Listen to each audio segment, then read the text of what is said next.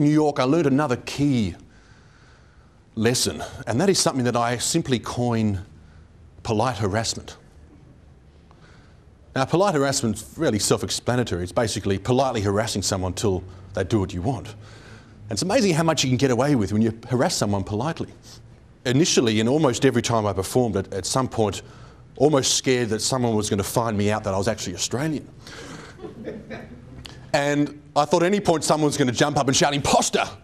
He's an Australian and be singing Latin love songs back to the Latins." What I learnt that day on Sex and the City was that, you know, the only thing glamorous about the entertainment industry is what is packaged for the public. The rest is bloody hard work. I mean, after dealing with the music industry, literally hunting down people who don't want to talk to you, the food industry was relatively easy. Media is very important in the US. I managed to talk my way into the offices of Martha Stewart. The main woman said, "Sing to us, just sing to us." And the other ones were saying, "Well, no, don't embarrass him, don't be." No, and she said, no, because if he's going to go on the show and sing to Martha and talk about his olive oil, we've got to make sure he actually can sing. So I thought, well, in that case, I better sing something. So, you know, I sang a few lines and they seemed to smile, and I went away and they called me within an hour. And they said, "We'd like you to come on the show and talk about your olive oil, cook something with Martha, and then serenade her for Valentine's Day." Does everyone believe that this actually happened? I've learned that when all is stripped away, we're selling emotions. Regardless of what we're selling, if we have the ability to move, touch, and inspire our audience as much as our clients, then we have a much greater chance to sell to them. It's human psychology at one level, and it can work whether you're selling love songs, concrete, and everything in between. So business is expected to not be part of the problem anymore, but part of the solution. Issues of corporate social responsibility, integrity, philanthropy were lovely ideas, but they were relegated to back offices as nice but unprofitable ideas. Before, many wanted the beautiful man or woman, regardless of what they had inside. Anyone guilty of that? No. No, none of us.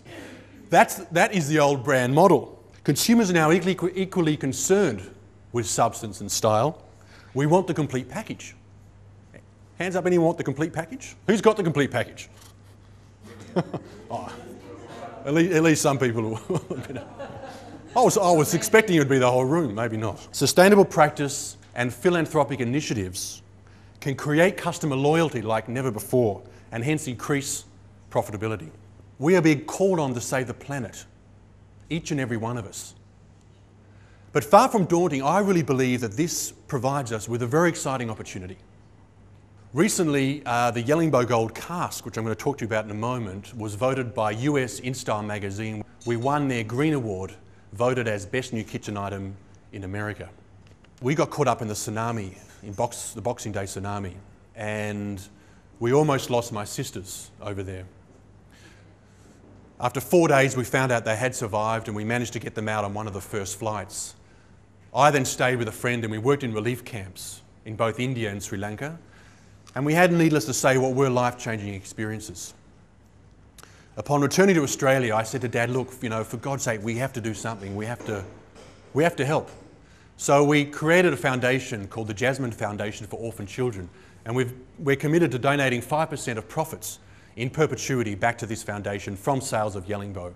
The power of one is now more important than ever. Imagine if all of us, engaging with the environment, giving back through philanthropy, the cumulative effect of this will be huge. You know, the engines of the Western world, governments and businesses, are made up of just people. No longer can we afford to hide behind the rhetoric that they will fix things for us. As I said, you know, we're essentially being called on to save the planet, every single one of us. And far from this being about implementing a few token initiatives, this is about what I call the 3 Ps, enhancing people, profit and planet in a virtuous circle. You will now become more appealing than ever and gain an edge over your customers. You will be seductive like never before. Que estoy vacío.